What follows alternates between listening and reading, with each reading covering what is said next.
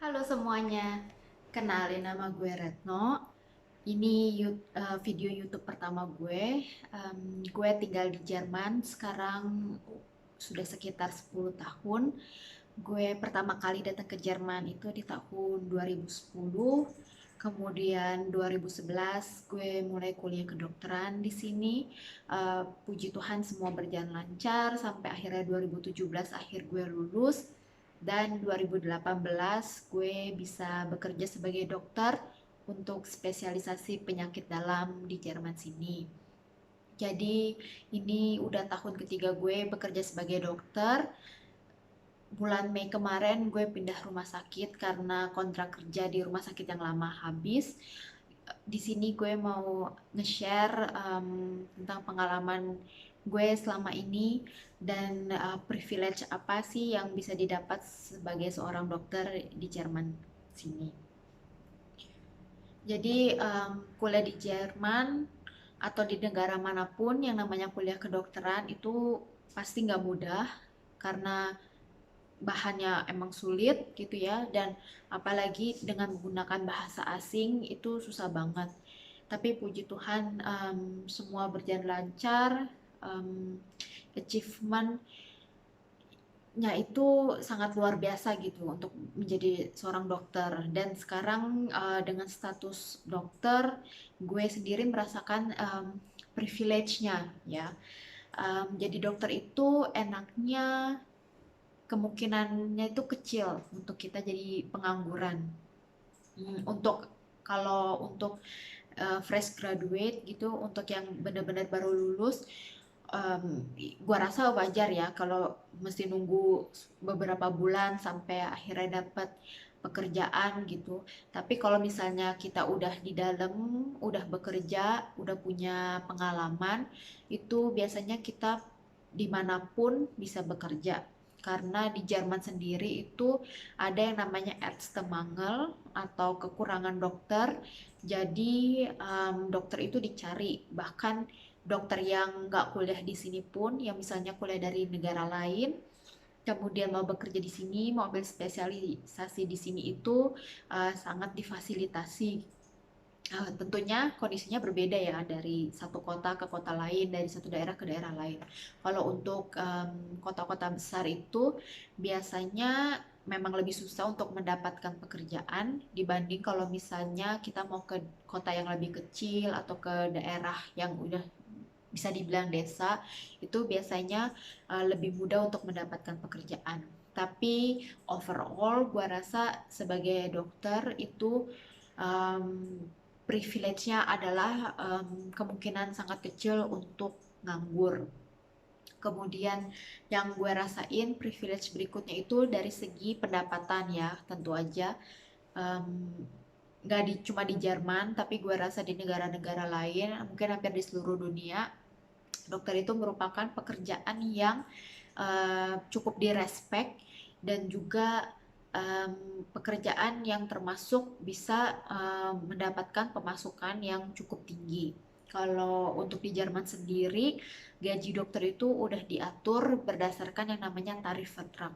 Tarif vertrag itu kayak semacam tabel gitu yang udah ada angka-angkanya. Gaji kamu kalau kamu di tahun pertama itu berapa, tahun kedua itu berapa, tahun ketiga itu berapa.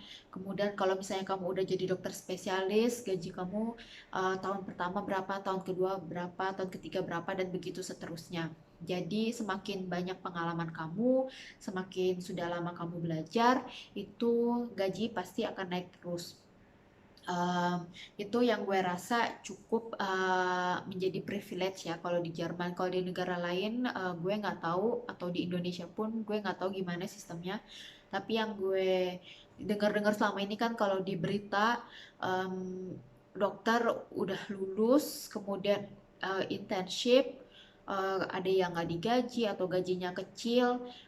Gue nggak bisa bilang banyak karena itu gue cuma dengar di berita, gue nggak tahu sebenarnya aslinya gimana. Tapi kalau untuk di Jerman itu semua udah ada tabel gajinya. Tabel gaji ini sendiri pun berbeda-beda ya, dari rumah sakit satu ke rumah sakit lainnya. atau dari satu daerah ke daerah lainnya itu berbeda-beda. Makanya kalau misalnya kamu kuliah di satu kota, lalu kamu pindah ke kota lain, itu harus dilihat uh, tarif vertraknya atau tabel gajinya itu yang mana gitu. Um, tapi biasanya sih rumah sakitnya sudah akan secara otomatis menempatkan kamu di posisi yang mana. Itu biasanya sudah otomatis dari rumah sakitnya. Jadi bisa dibilang secara overall hidup sebagai dokter di Jerman itu hidup yang nyaman gitu ya. Jadi em, kamu bakal bisa eh, mungkin setiap minggu makan di luar atau mau setiap hari makan di luar pun bisa gitu. Mau liburan bisa, mau punya apartemen, mau punya rumah, mau punya mobil itu semua bisa ya. Kalau dibilang aku sendiri, aku kan sekarang lagi spesialisasi penyakit dalam. Jadi sekarang udah masuk tahun ketiga, berharapnya sampai 5 tahun, atau jadi masih tiga tahunan lagi untuk pendidikan penyakit dalamnya. Kemudian kalau udah spesialisasi, belum tahu sih mau kemana gitu. Tapi um, aku udah punya semacam impian atau cita-cita gitu kalau misalnya suatu saat sih pengennya balik ke Indonesia. Kebetulan adik aku juga apoteker, jadi pengennya impiannya itu pengen pulang ke Indonesia bisa bikin klinik sendiri gitu. Jadi aku dokternya, adik aku apotekernya gitu. Jadi kita punya klinik sendiri yang mungkin ada juga tempat untuk rawat inapnya dan segala macam, dan pengennya juga mengajak dokter-dokter lain yang lulusan dari sini untuk bisa berkontribusi di Indonesia. Kemarin ini udah sempat lihat-lihat sih kayak apa sih yang perlu yang diperlukan atau yang harus diurus gitu kalau sebagai dokter di sini ingin pulang ke Indonesia dan buka praktek di Indonesia. Agak ribet, bukan agak sih, sangat-sangat ribet syarat-syaratnya ya ternyata. Dan jujur jadi bikin apa ya, jadi bikin sedikit males sih karena banyak banget persyaratannya, dan itu juga bisa setengah tahun sampai 2 tahun atau bahkan sampai bertahun-tahun kalau misalnya nggak eh, diluluskan gitu ya. Maksudnya selama itu kan kita nggak dapat gaji ya, jadi mau makan dari mana, uang dari mana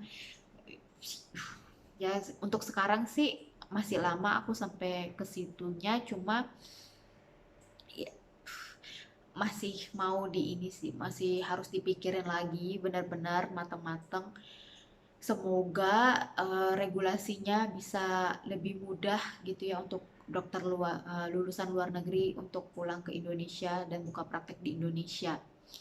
Kemudian impian aku yang kedua itu aku pengen berkontribusi untuk perbaikan sistem kesehatan di Indonesia, karena di sini aku udah punya pengalaman, aku udah melihat bagaimana bagusnya, bisa dibilang sistem kesehatan di Jerman mungkin bukan yang paling bagus, tapi menurut aku dengan sistem asuransinya dan segala macam, bahwa setiap orang terserah pendapatannya berapa aja bisa berobat, itu merupakan sesuatu yang aku pengen banget di Indonesia bisa begitu juga gitu. Jadi aku berharap sih kalau misalnya mungkin 10 tahun lagi, 15 tahun lagi, aku bisa memberikan kontribusi gitu untuk perbaikan sistem kesehatan di Indonesia. Di video aku berikutnya, aku mau ngebahas tentang Jerman secara finansial gitu. Bukan finansial yang gimana banget sih, aku bukan orang finansial, cuma pasti banyak banget di antara kalian yang menganggap Jerman itu negara kaya, orang-orangnya pasti semua kaya, punya banyak duit, dan sebagainya. Sampai ketemu lagi di videoku yang berikutnya. Bye-bye.